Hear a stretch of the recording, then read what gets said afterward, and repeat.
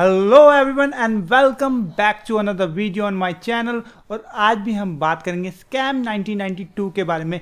आपको पता होगा उसमें एक थी बियर कार्टेल यानी बियर गैंग। तो आप लोग सोच रहे होंगे कि ये लोग हैं कौन और आज की डेट में ये लोग क्या कर रहे हैं, क्या है इनकी नेटवर्थ और 2020 में ये कहाँ पे हैं। तो आज की वीडियो इसी पे होने वाली है कि बियर गैंग यानी बियर कार्टेल के जो मेंबर्स थे सारे, जो स्कैम 1992 हमारे को वेब सीरीज में दिखाए गए हैं, उनके रियल कैरेक्टर्स और वो कहाँ हैं आज की डेट में। तो सबसे टॉप पे हैं उनमें से महेश्वरी, आर के महेश्वरी नाम का जो कैरेक्टर था वो है राधा किशन दमानी और वो हैं आज की डेट में $15.2 बिलियन के मालिक, यानी चौथे अमीर रिचेस्ट इंडियन है। एक टाइम पे सेकंड रिचेस्ट इंडियन बन गए थे और आज की डेट में जब मैं वीडियो बना रहा हूँ वो है फोर्थ रिचेस्ट इंडियन। वो है डी मार्ट के फाउंडर और साथ ही साथ इन्वेस्टमेंट भी करते हैं बहुत सारी। तो उन्होंने डी मार्ट बनाया था, उसके बाद उसको लिस्ट भी किया पब्लिकली और जिससे उनकी वेल्थ काफ़ी ज़्यादा गुनी बढ़ गई। अगर आपने देखा होगा उसमें वेब सीरीज़ में वो बोलते हैं कि मैं ट्रेडिंग से दूर रहूँगा। जब उनके बहुत ज़्यादा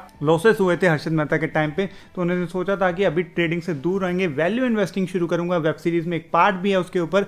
तो उसके बाद उन्होंने धीरे धीरे ट्रेडिंग से दूर होते होते इन्वेस्टमेंट की तरफ गए। उन्होंने लॉन्ग टर्म इन्वेस्टमेंट्स की काफ़ी सारी और बाद में आके उन्होंने डी मार्ट नाम की रिटेल चेन की शुरुआत करी। उनको रिटेल किंग भी कहा जाता है इंडिया का। आज की डेट में डी मार्ट के 100 से भी ज़्यादा स्टोर्स हैं और वो हैं आज की डेट में fourth Indian richest. Second number पे आते हैं राकेश, जो कि हैं राकेश झुनझुनवाला और वो भी हैं काफ़ी अमीर आज की डेट में। उनकी नेटवर्थ है $2.7 बिलियन और सब इन्वेस्टमेंट से आई है। वो 54th रिचेस्ट इंडियन है आज की डेट में और उनकी कंपनी का नाम है रेयर एंटरप्राइजेज। काफ़ी सारी कंपनीज में डायरेक्टर है बट उनकी जो प्राइमरी जो कंपनी है वो है रेयर एंटरप्राइजेज, जो उनके और उनकी बीवी के इनिशियल्स के नाम से बनी हुई है, राकेश और रेखा। तो वो है 54th रिचेस्ट इंडियन और उन्हें इंडिया का वॉरेन बफेट भी कहा जाता है। तो ये है राकेश झुनझुनवाला, जो राकेश थे वेब सीरीज में आपने देखा होगा। उसके बाद है अजय केडिया, जो करेक्टर है अजय कयान के ऊपर बेस्ड है।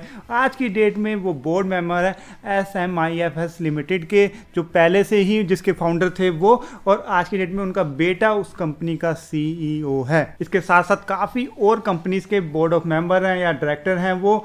और 1992 की जो CBI की चार्जशीट हुई थी या CBI में जिन जिन लोगों के नाम थे उसमें अजय कयान की फर्म का भी नाम था, तो वो भी अरेस्ट हुए थे उस वक्त और उनको बाद में छोड़ दिया गया था।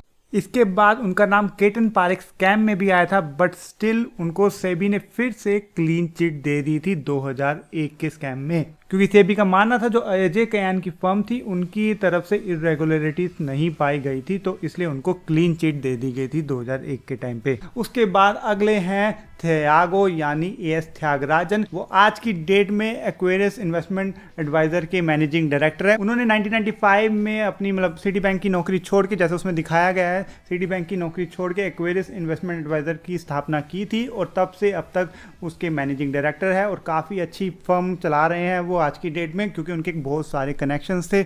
वो भी आज की डेट में काफ़ी ज़्यादा सक्सेसफुल है। सिटी बैंक से पहले वो कैनरा बैंक में काम कर रहे थे, उनके बारे में आप स्क्रीनशॉट लेके या पोस्ट करके स्क्रीनशॉट में पढ़ सकते हैं। उसके बाद है Manu Mundra. I am sorry to say but आज की डेट में उनकी कोई भी पिक मुझे नहीं मिली है।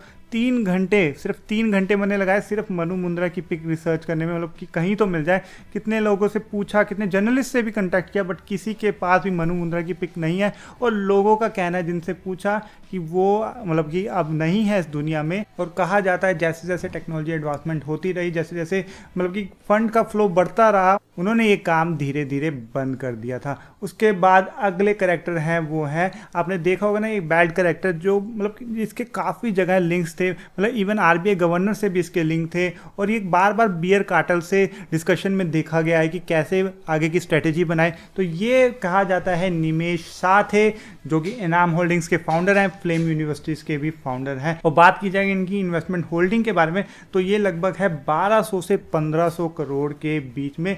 काफ़ी रिनाउंड इंडियन इन्वेस्टर हैं और आप भी इनकी कैपिटल के बारे में जान सकते हैं। मैं नीचे लिंक डिस्क्रिप्शन में दे दूंगा, वहाँ पे जाके आप पढ़ भी सकते हैं। तो ये थे एक वीडियो बियर कार्टेल के बारे में जो सोनी लिव की सीरीज स्कैम 1992 पे बेस्ड है कि कौन थे वो कैरेक्टर और क्या आज की डेट में वो कर रहे हैं। अगर आपके कुछ डाउट्स है तो नीचे कमेंट कीजिए, मैं उनका आंसर करने की पूरी कोशिश करूंगा। साथ ही साथ चैनल को जरूर सब्सक्राइब कीजिए, लाइक कीजिए इस वीडियो को, शेयर कीजिए अपने दोस्तों के साथ। मैं मिलता हूं आपको अगले वीडियो में, तब तक के लिए bye bye, signing off for the day, take care.